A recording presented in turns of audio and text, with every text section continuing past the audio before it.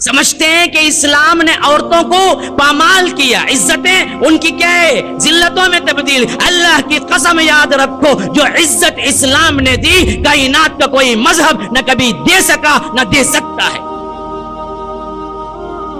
اس کی ابتدا پہلا التصور کو نکالنا چاہیے، یہودیت اور نصرانیت اور دوسرے اس وقت کے مذاہب اور تہذیبوں میں عورت کے طور پر، عورت کے جنس اور عورت کے ان کے عزت کے طور پر، ان کی ذات کے طور پر لوگوں میں پھیلا ہوا تھا۔ یہ برائی کا اڈا ہے۔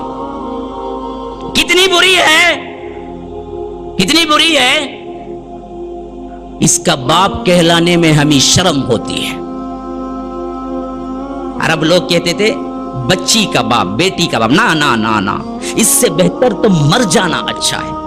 اسی کو اللہ تبارک و تعالی سورہ نحل میں کھول کے وَإِذَا بُشِّرَ أَحَدُهُمْ بِالْأُنثَى ظَلَّ وَجْهُهُ مُسْوَدًّا وَهُوَ كَظِيمٌ يَتَوَارَى مِنَ الْقَوْمِ مِنْ سُوءِ مَا بُشِّرَ بِهِ أَيُمْسِكُهُ عَلَى هُونٍ أَمْ يَدُسُّهُ فِي التُّرَابِ أَلَا سَاءَ مَا يَحْكُمُونَ۔ جب عربوں کو اس کی بیٹی کی خوشخبری دی جاتی تھی، وَإِذَا بُشِّرَ أَحَدُهُمْ بِالْأُنثَى ظَلَّ وَجْهُهُ، اس کا چہرہ ذلت سے سیاہ ہو جاتا تھا، کوئی بہت بڑی غم کی خبر سنا دی گئی، مُسْوَدًّا وَهُوَ كَظِيمٌ، غمزدہ ہو جاتا تھا، يَتَوَارَى مِنَ الْقَوْمِ، چھپا چھپا پھرتا تھا اپنی قوم سے، کیا کرنے کے لیے، مِن سُوءِ مَا بُشِّرَ بِهِ، یہ بری خبر کو میں کیسے برداشت کروں، ایمسکہ علی ہون ام یدسہ فی التراب، میں اسے زندہ چھوڑ دوں یا منو مٹی کے اندر دفن کر دوں۔ الا ساء ما، بدبختو کیسا برا حکم ہو جو تم لگاتے ہو۔ سنن دارمی کے اندر بڑی پیاری حدیث آئی ہے، ایک صحابی آئے اللہ کے رسول صلی اللہ علیہ وسلم کے پاس، کہا اللہ کے رسول میں اسلام قبول کرتا ہوں تو میرے گناہ معاف ہو جائیں گے؟ کہا کہ ہاں معاف ہو جائیں گے۔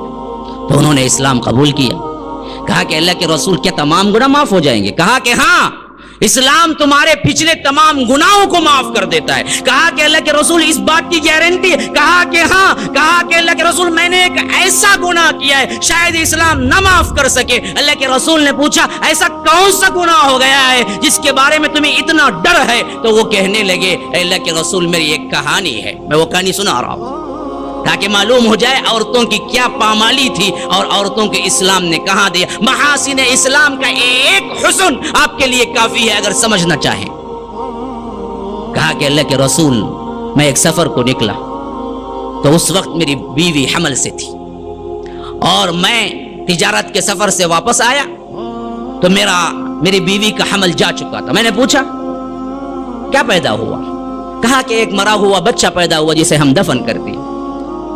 میں نے سوچا کہ بات صحیح ہے، پھر زندگی گزرتی رہی تو میرے پڑوس میں ایک بچی تھی جو کبھی کبھار ہمارے گھر میں کھیلنے کے لیے آ جاتی تھی، تو اس بچی سے میں بھی کیا ہے کبھی کبھی کیا ہے کھیلتا تھا۔ کھیلتے کھیلتے زمانے کے اندر تبدیلی آئی، دل کے اندر محبت آئی، سکون ہوا، حتیٰ کہ میں اتنا اس کے ساتھ اٹیچ ہو گیا، وہ کبھی نہ آتی تو میں بیوی سے پوچھتا وہ بچی آج کھیلنے کیوں نہیں آئی؟ وہ میری بیٹی کی طرح لگتی تھی، میرے دل کے اندر بڑا ہی اس کے لیے کیا ہے شوق محبت تھی۔ جب بیوی نے دیکھا کہ بیٹی کی محبت زیادہ جاگ گئی ہے اس بچی کی، تو ایک مرتبہ اس نے کہا کہ اجی سنتے ہو؟ کہا کہ سناؤ کیا ہے؟ بیوی نے کہا کہ دیکھو تم جاتے وقت میں حمل سے تھی، ہاں بالکل صحیح ہے، تو آپ کو میں نے بتایا کہ ایک مرا ہوا بچہ پیدا ہوا تھا، ہم نے دفن کر دیا، ہاں۔ کہا کہ نہیں جی اصل میں غلط جھوٹ تھا وہ۔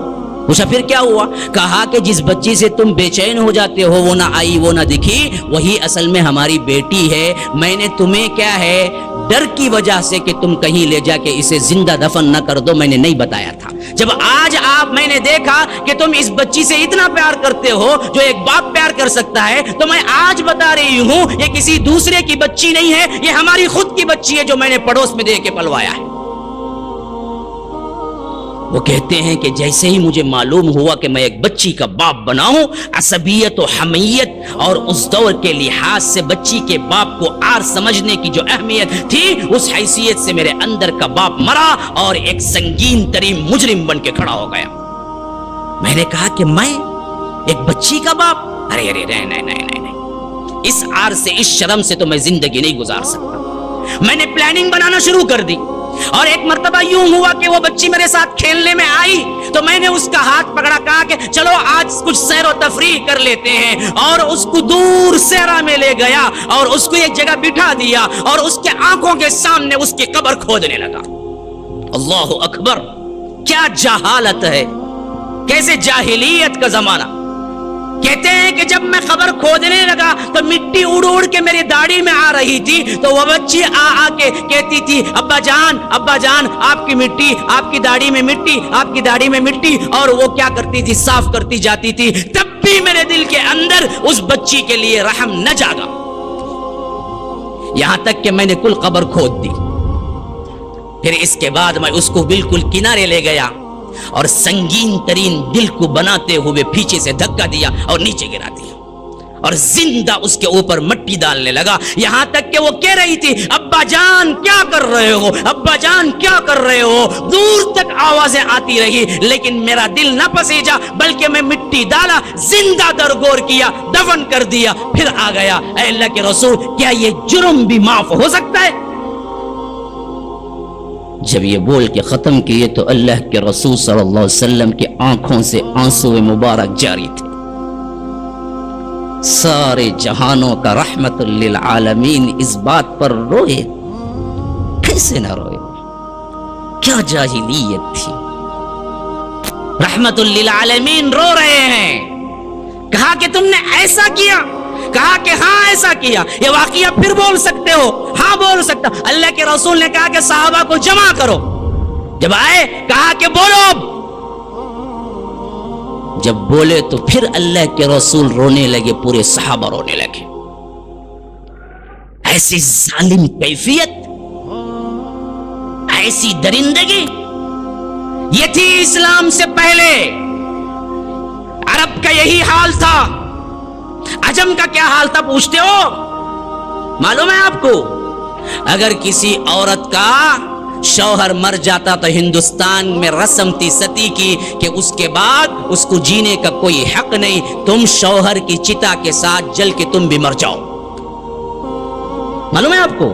ہم کو عجیب بات ہے، نہ اسلام کی تاریخ معلوم ہے، نہ ہندوستان کی تاریخ معلوم ہے. روؤں تو کہاں جا کے روؤں، کس کس کو بولوں؟